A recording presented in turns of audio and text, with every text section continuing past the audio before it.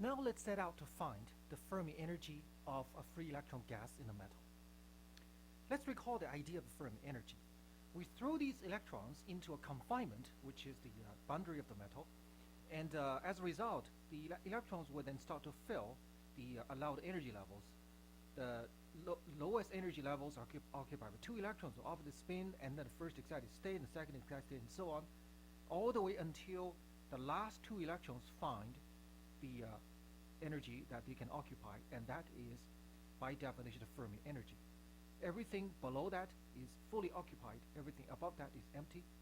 That's what happens at the lowest possible temperature, T equal to 0. So what we need to do is to count the number of states below a certain energy level and make that number of states equal to half of n being the total number of electrons. Why half of n, not n? Because each state can accommodate 2 electrons of opposite spins, so that we do not violate the Pauli principle. And if the number of states below that level, below that energy level, is half of the total number of electron n, then that energy level is the Fermi energy. Now, in particular, when we look at a 3-dimensional box, rectangular box, then as we know from the previous chapter, the electrons, which is simply the wave function, will simply form standing waves. So we can use a k vector to denote these standing waves. So we better study the electronic states in k space instead of real space, k space. So we use a vector k, kx, ky, kz, to denote each of these states. And the energy of this electron inside the box is just the kinetic energy. Okay, the potential energy is 0 inside the box. So just p squared over 2m. P is equal to h bar k. So E is proportional to k squared. And if this energy is to be less or equal to the Fermi energy, that means that the wave vector k would have a magnitude which is less or equal to the maximum value kf. Okay, kf is defined such that when k equals kf, the total energy of the electron equals ef. That's called Fermi vector, Fermi wave vector. So you see, if we label the states in k space, then all the states below, whose energy is below the Fermi energy, is in fact in a region that's confined by a spherical surface called the Fermi surface. The Fermi surface is a sphere. Okay, all the energy levels below that Fermi energy would be inside the Fermi sphere. So that gives us a way to find the Fermi energy, and that is, let us first find the total volume of the entire Fermi sphere in k space. Okay, total volume. And then we also find the volume occupied by each of these states. That's the volume right here. And then you take the total volume divided by this little volume. What do you get? You get a number of states, don't you? And that number of states should be equal to what? N over 2. And that is how we find the Fermi energy. Okay, total volume within the Fermi sphere, that's that volume, divided volume occupied by each state, that's that volume. Okay, now the volume within the Fermi sphere, it's a sphere of radius kf, so that's easy to do, right? But what about the volume occupied by each state? This volume, how do we do that? Well, let's see. We're talking about a 3-dimensional standing wave, so let's review what we learned in chapter 41. The wave function of each electron is the product of 3 wave functions, one in x direction, one in y direction, one in v direction, 3-dimensional infinite square well. Okay, so there are 3 quantum numbers associated with that, nx, ny, and nz. In the x direction, it's got to be a sine function, sine kx times x. It's a sine function because when x equals 0, you're at the border, you're at this border, so that wave function goes down to 0. So we do not choose cosine, which is only sine. When x equals 0, it goes to 0. And then this kx cannot just be anything, because when x equals Lx, the length of the box in x direction, sine function also goes to 0. That means the argument of the sine function must be equal to an integer nx times pi in x direction when x equals Lx. Okay, when x equals Lx, this length. So kx times Lx equals nx times pi. In other words, kx can only be an integer nx times pi over Lx. Similarly, for ky, we have this relationship, and kz, we have that. There are three quantum numbers, nx, ny, and nz. All these are natural numbers, 1, 2, 3, 4, 5, and so on. The negative numbers don't make any difference. They are redundant with positive numbers, so we only count the positive numbers. Okay, I mean, you add a negative sign to the wave function, it doesn't really give you any new state. That's just a review of a three-dimensional infinite square wave. So you see, if I tell you what kx is, what ky is, what kz is, that uniquely defines that state, right?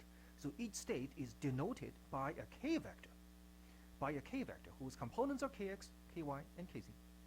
So in k space, because kx, ky, kz can only assume discrete values, so for example, kx can only be pi over lx, 2 pi over x, 3 pi over x, and so on, then each state in k space is actually denoted by a discrete dot in k space, okay? A discrete dot. So we have a dot here in k space representing one state, another dot here representing a neighboring state, another dot here, and so on. And then each dot, on average, occupies a certain volume surrounding it, and this is the volume occupied by the next dot, and so on. Now we can find just how much space each dot will take up in the k space. You see, as you go from one k value to the next k value, you move one step over in the x direction, you find that this number nx changes by what? Changes by unit of 1, right? So therefore delta kx, the distance between one kx value and its nearest neighbor kx value, is pi over lx, right? Similarly, you go in the y direction, and y has to change by 1, so you go to the next nearest neighbor in the y direction, and y changes by 1, so this distance is is pi over ly.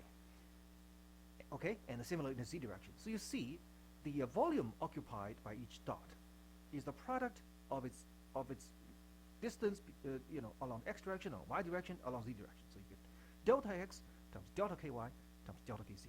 That again is the volume surrounding each dot. So what's delta x equal to? Pi over lx. Okay, delta nx equals 1, delta ny equals 1, delta z equal to 1 for nearest neighbors. So you have pi to the power 3 divided by lx times ly times lz, which turns out to be the volume of the box. Okay, so that again is the volume occupied by each dot or each state in k space. And again, the total energy is connected to the k vectors like this.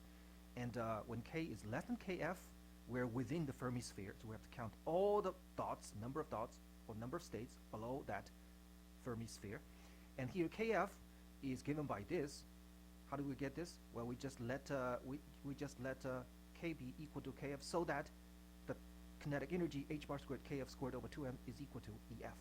So that's the Fermi. That's called Fermi vector. Sometimes we call it Fermi momentum. If we multiply by h bar, we call it Fermi momentum. So based on our idea, we now can calculate the Fermi energy. So let's see. Take a look at this diagram. I have here a plot in k space, kx, ky, and kz. Okay, this green thing is an illustration of the Fermi sphere. In fact, it's not the entire three-dimensional sphere. Rather, it's 1/8 of a three-dimensional sphere with k, ky, kz all positive, because remember, k, ky, kz are controlled by three integers, nx, ny, and nz. All three integers are positive because you choose negative values. You don't get anything different. So it's actually 1/8 of this spherical region, because all three k values are positive. Okay, and then what I want to know is, within this 1/8 of a sphere, within this volume, how many dots or how many states can I put in? Now again, each dot has a surrounding volume, which we already calculated to be pi to the power 3 over v. V is the volume of the metal. Okay, and then how many dots can we put in within the sphere, within this 1/8 of a sphere? Just the volume of this 1/8 of a sphere divided by the volume of each dot, right? Occupied by each dot. And so there we go. Number of occupied states within the Fermi sphere. That's basically how many dots we have. 1/8 of volume of the Fermi sphere divided by volume occupied by each state, which is right here. Volume of the Fermi sphere. 4 pi over 3 kf to the power 3. Kf is the radius of the Fermi sphere. okay, in K space, and you multiply 1/8, and you divide it by this volume, which is pi to the power 3 over v, right here, and that's what you get. Okay, so what is this again? This is the number of dots within the Fermi sphere. In other words, number of available states within the Fermi sphere. Each state can accommodate 2 electrons, and therefore, you take the number of states available multiplied by 2, you will get a total number of electrons that sits within the Fermi sphere, right? And that gives us the value of Kf. That's Kf, just solve for it. And once you have Kf, you get Ef. Ef is just h bar squared Kf squared over 2m. And then that's what we get. You notice there is a n, the total number of electrons in the metal, free electrons in the metal, and divided by the total volume in the metal. So n over v, we call it small n. Small n is the number density of free electrons. How many roaming electrons are there within a metal per unit volume? Number density. So clearly, Ef depends on the number density. The higher the number density, the higher the Fermi energy, because within the same volume, I have to accommodate more electrons. So in order not to violate the Pauli principle, I have to put some of the electrons at a higher and higher energy levels. So that's why it increases when n increases. It also depends on h and m, the mass of the electron. So this is how we calculate the Fermi energy. The method that we use is a little different from the textbook, but I think our method is more straightforward. It's more illustrative. You can actually see from this plot. You can easily do accounting. There is no calculus involved whatsoever. So what we want to do next is let's take a look at some numerical example. Just how big can this thing get? This is not just an arbitrary formula. It tells us the Fermi energy inside a metal. So let's take a typical metal and find a numerical value of EF and see what this EF can tell us. So now let's take a look at a numerical example on how to calculate the Fermi energy. Let's take a typical metal, copper, to illustrate how we calculate EF. In order to find EF, we need to know what N is. That is the number density of free electrons in a metal. How do you find this N for copper? It doesn't sound something very easy to do, but believe it or not, you already have all the knowledge it takes to calculate what that N is. Now let's take 1 mole of copper atoms.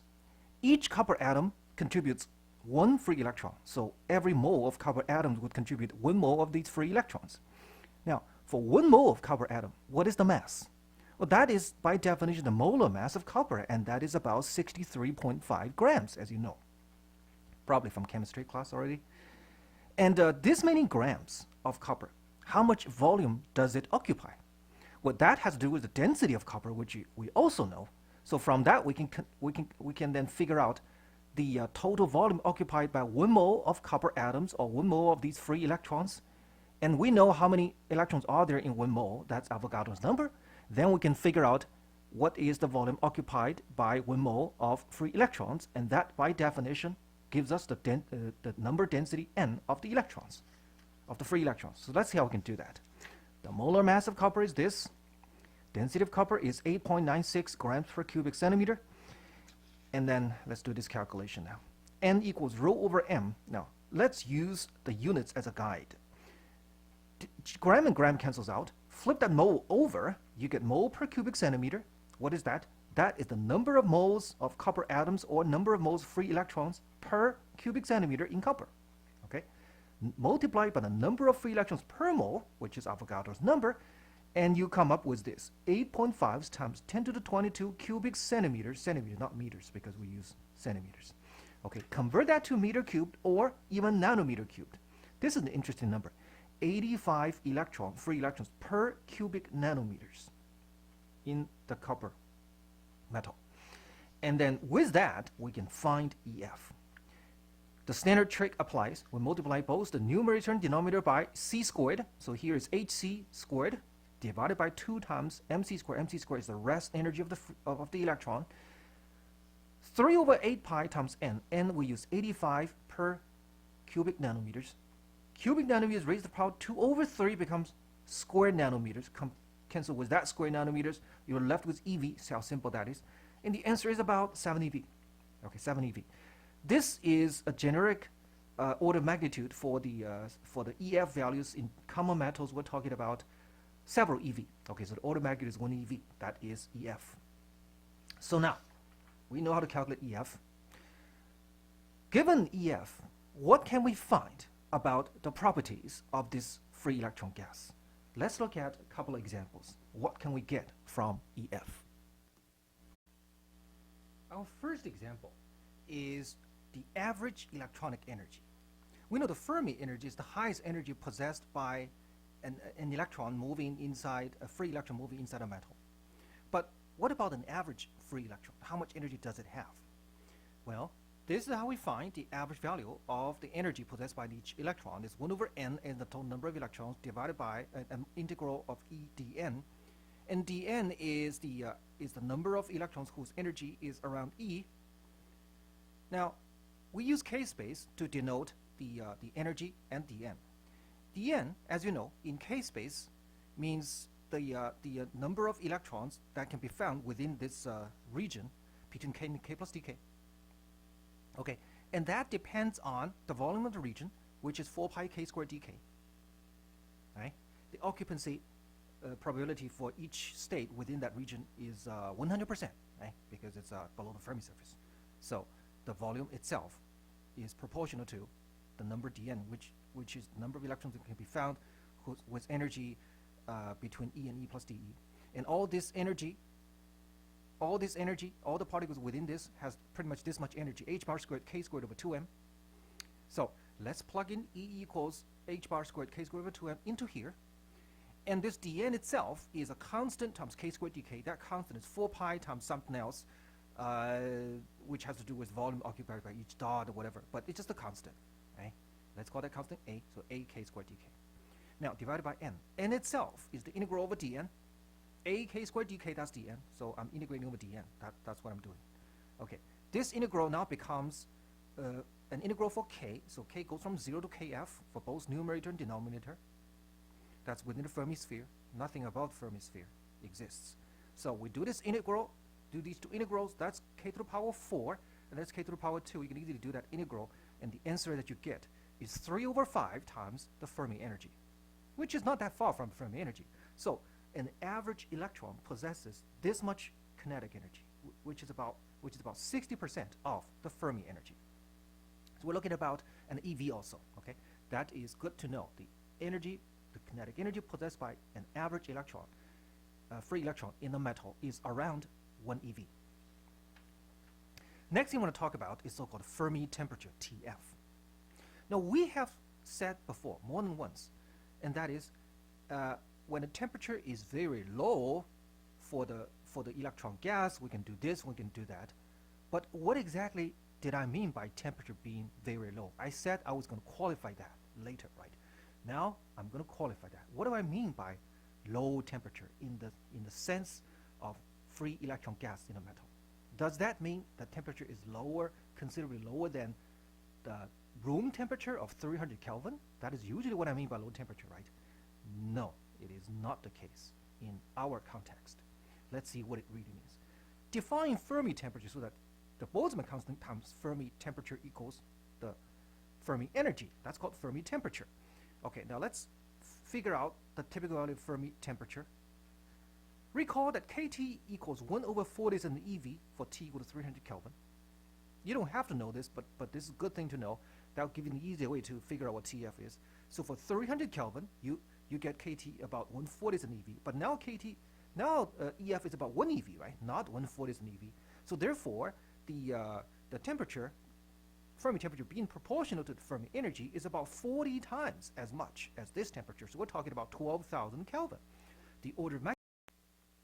So the Fermi temperature, according to our definition, in a typical metal, is much, much, much higher than the 300 Kelvin, which is the room temperature. So what does the Fermi temperature tell us? What if the temperature in a metal is considerably less than the Fermi temperature? Well, that is almost always the case because we're talking about a Fermi temperature of 10 to the 4 Kelvin. At this temperature, the metal would have melted anyway. So at room temperature, or even above room temperature, before the metal melts, we're talking about a temperature that is considerably lower than a Fermi temperature. It's almost always the case. So let's see. What if the temperature is much lower than the Fermi temperature, T less than, considerably less than TF? Let's look at the electronic occupancy, the Fermi-Dirac distribution. Now, we know the Fermi-Dirac distribution, this probability of occupancy really depends on this exponential factor, which in turn depends on what's on the shoulder, E minus EF over KT. Okay, now, if E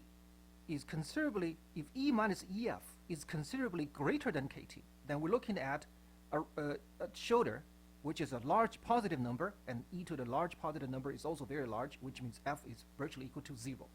Okay, so if you're above the Fermi energy, by several KT, then you're looking at a very low probability. On the other hand, if you're below the Fermi energy by several KT, so E minus EF is a negative value times several KT, then you're looking at a small, quite a large negative exponential power of the exponential. So e to the power negative something very large, and that is still very, very small. So we're looking at this whole E, which is very close to 0, and therefore the occupancy probability is almost equal to 1. So what does that tell us? It tells us that this function here returns a value of either positive 1 or negative 1. Okay, positive 1 or 0, either positive 1 or 0, unless this energy E is close enough to EF so that it's within about 1 KT of EF, so that E minus EF is the absolute value is within KT, so that you're talking about e to the power positive or negative 1, which is not that far from unity. And then you have a probability here which is significantly different from either 0 or 1. So again, that means that the transition between F equal to 1 and F equal to 0 happens in this region. This region has a width of roughly KT, so that E minus EF has an absolute value is around KT. So it's about KT. Okay, the width is about KT. Now remember, we said we want to see the case where T is a lot less than TF. EF equals KTF, so this entire width from here to there is K times TF. But this width is only K times T. And since T is a lot less than TF, this region, which is highlighted in yellow, is in fact much narrower than the entire region here. So this tells us that the transition happens quite abruptly. The transition happens in a very narrow region, much narrower than the entire length of energy EF. You know what that means? It means only a very small fraction of all the free electrons are within this region, because the electrons are pretty much evenly distributed here. And you have a very narrow band of energy compared with the total energy. Within this narrow band, you don't have a lot of electrons, right? So only a very small fraction of the electrons live within here. And what kind of fraction we're talking about? Roughly, we're talking about this width over that width, which is KT over KTF. That's a very small fraction, because T is a lot less than TF. Most of the electrons do not live in this region, so therefore most of the electrons are somewhere here, or they don't exist at all. If they're somewhere here, they cannot participate in any meaningful collision, remember, because of the Pauli principle. They don't have any place to go. They don't have enough energy to jump in or out of the Fermi surface. So as long as T is a lot less than TF, we're looking at a very sharp transition here with a very small amount of electrons near the Fermi energy, and therefore the collisions can only happen for a very small fraction of the electrons in the entire electron gas. Most of the electrons, because of the restriction of the Pauli principle, do not engage in any meaningful collisions. They are nearly free particles, collision-free particles. This is why the free electron gas model is so successful.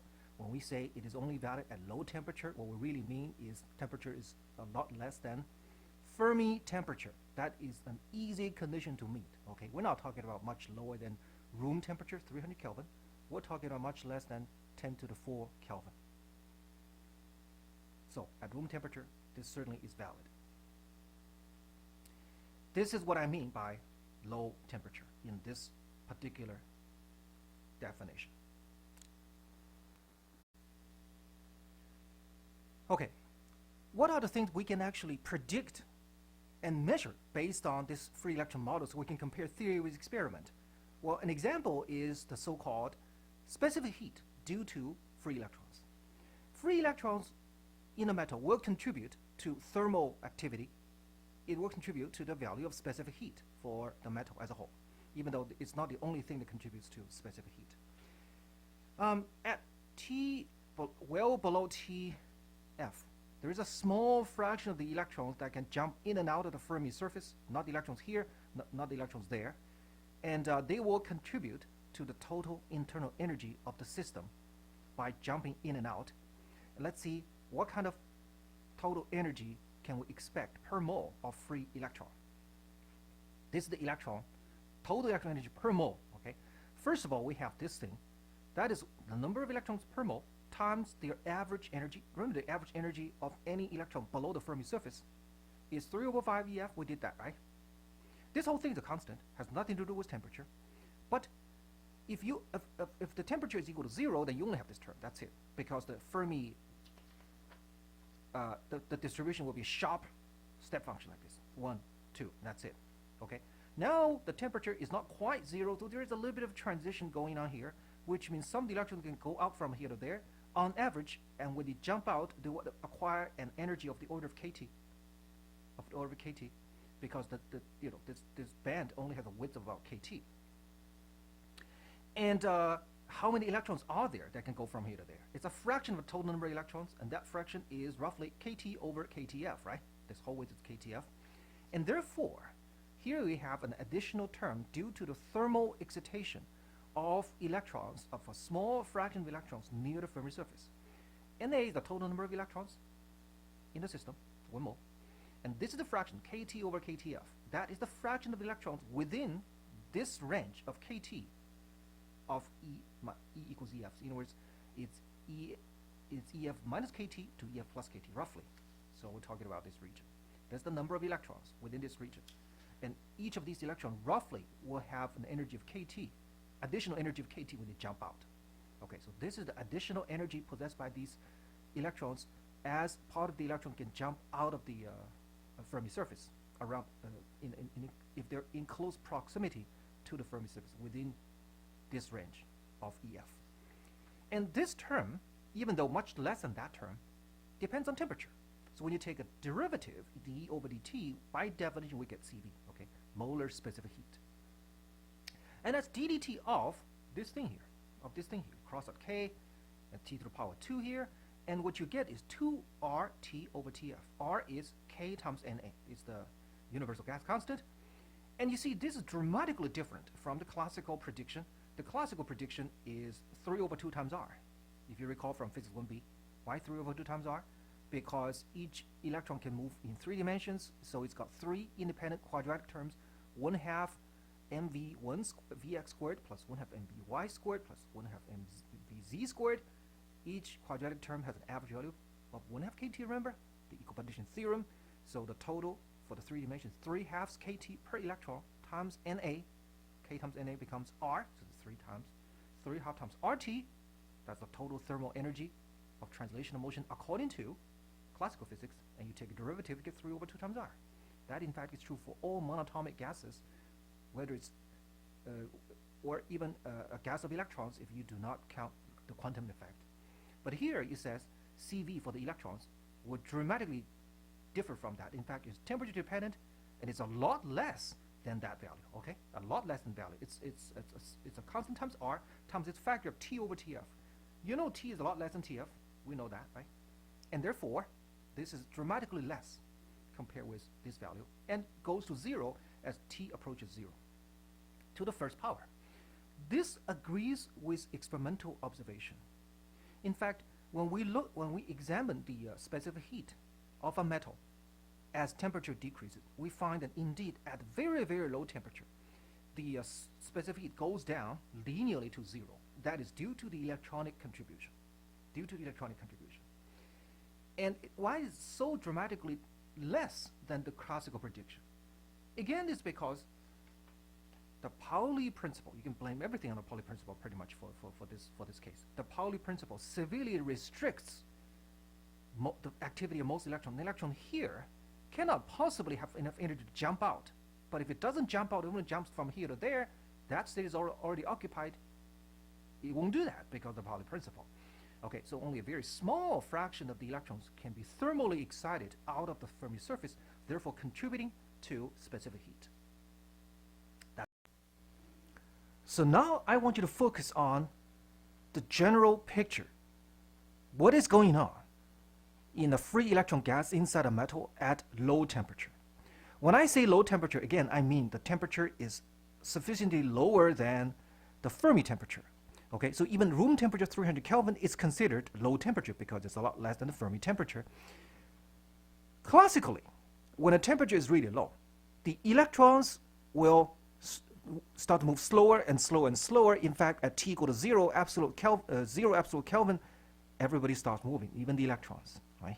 They are not moving anymore, but they will still be interacting with each other because the Coulomb force will not diminish as temperature goes down. So classically, as temperature goes down, we're talking about a bunch of slow-moving electrons interacting still very strongly with each other through Coulomb repulsion. But the quantum picture at low temperature is just the opposite. Are they still slow-moving in the quantum picture? No. Because if everybody moves very slowly or even stop moving, everybody will go to the very lowest energy levels, and that would have violated the Pauli principle for these electrons. So because of the Pauli principle, most of the electrons are pushed to very, very high energy compared with their classical prediction. So they have to move, otherwise they would have to occupy the same energy levels. In fact, we can define what's called Fermi velocity. Fermi velocity, that would be the speed of an electron whose kinetic energy is equal to the Fermi energy. If we use copper as an example, EF equals 7 eV, we can easily do this calculation. 1/2 mv squared equals EF, assuming it's non-relativistic. And you do this calculation, you find the speed is astonishingly high, even though it is not quite relativistic. The typical Fermi speed of the free electron gas in a metal, using copper as an example, 1,600 kilometers per second. Okay, that is many times the speed of sound in air. If you compare that with the speed of light, it's still quite low, but it's significant. It is about 0.5% of the speed of light. It's about 2 orders of magnitude lower than the speed of light, but much, much, much higher than the speed of sound in air, and that's the difference of day and night from classical prediction, because classical prediction says when T equals 0, everybody stops moving, V should be 0. No, V is not equal to 0. The typical electron, free electron, roams around, even down to absolute temperature, with a speed of roughly 1% of the speed of light. Okay, so that's the classical. The classical picture is not valid in this case. It's very fast moving. But on the other hand, as far as Coulomb repulsion is concerned, as we said many times before, because of the restriction of the Pauli principle, only a very small fraction of the electrons can actually interact with each other through Coulomb repulsion. So it is essentially, at low temperature, a non-interacting but fast-moving free electron gas. You compare that with the classical picture of strongly interacting but very slow-moving pictures. That is very, very different. In fact, just the opposite. That is the quantum picture of the free electron gas. Now, you might think that quantum physics is harder than classical physics. In some cases, that's true. The calculation is harder to do. But that is not always the case. Here we have a counterexample. If I had a choice, if I had to deal with a situation where you have no quantum mechanics, but long-range Coulomb repulsive force between electrons locked up in a box, or a quantum case where you have to deal with quantum mechanics, but the electrons essentially non-interacting with each other, which case do you think I would go for? I would definitely go for the quantum case, because the interaction between electrons would make the problem much, much, much harder. In fact, you can compare this situation, which is easy to calculate, relatively speaking, with plasma physics. In plasma physics, we're looking at a very hot gas of electrons at a much lower density, okay? because the density is much lower, the electronic wave functions essentially do not overlap, and therefore we don't have to worry about the quantum nature.